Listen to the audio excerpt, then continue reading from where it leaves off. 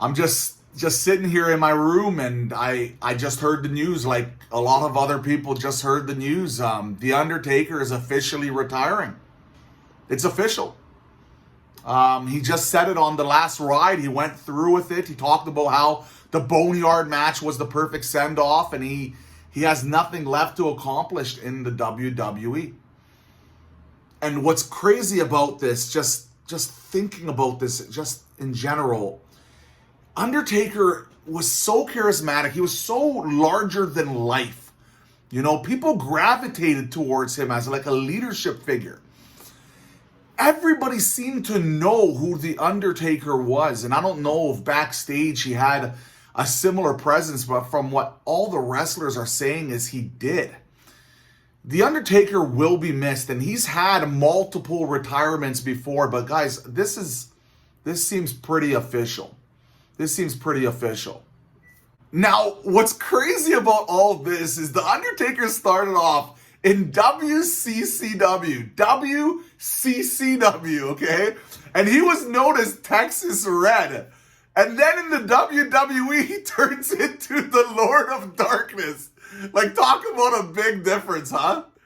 Now, when he made his debut in 1990, everybody was like, who is this big guy, man? Like, he looked pretty intimidating, but the gimmick at the time seemed so kind of cheesy. Like, no one was really going to take it seriously.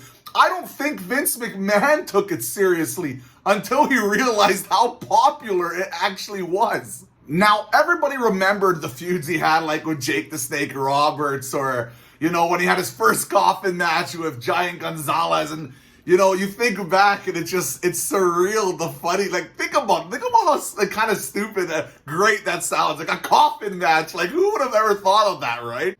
Of course, then leading up to, like, the Lord of Darkness with Mankind and Bret Hart.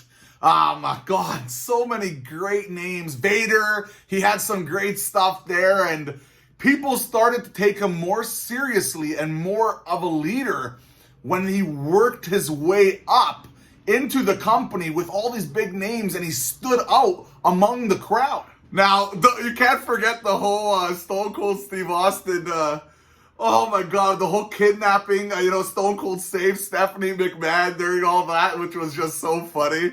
That whole storyline was just crazy too. I remember that quite well. And man, the pop that Stone Cold got for that was just crazy. That was some good stuff, man. All the Shawn Michaels stuff. My God.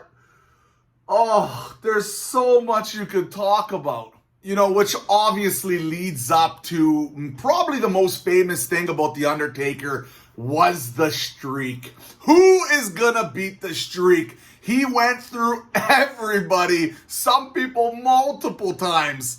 And eventually it was Brock Lesnar, controversially, that took the streak away, but it didn't take away of just like every match that he had at WrestleMania. It felt a little more important because it was that big streak. Like, it was that hype. You don't need to build a storyline. The storyline is already pre-built, right? So, like, of course, all that happened. It was phenomenal.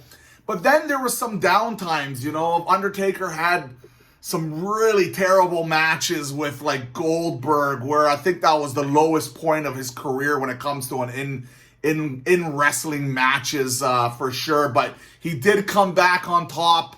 He came back on top when AJ Styles and they had that beautiful Boneyard match. But guys, I can make a 45 to an hour long video talking about the past with The Undertaker and Kane, you know, Brothers of Destruction saga. And oh my God, there's so much you could talk about. But, you know, The Undertaker is retiring, and I'm happy for him.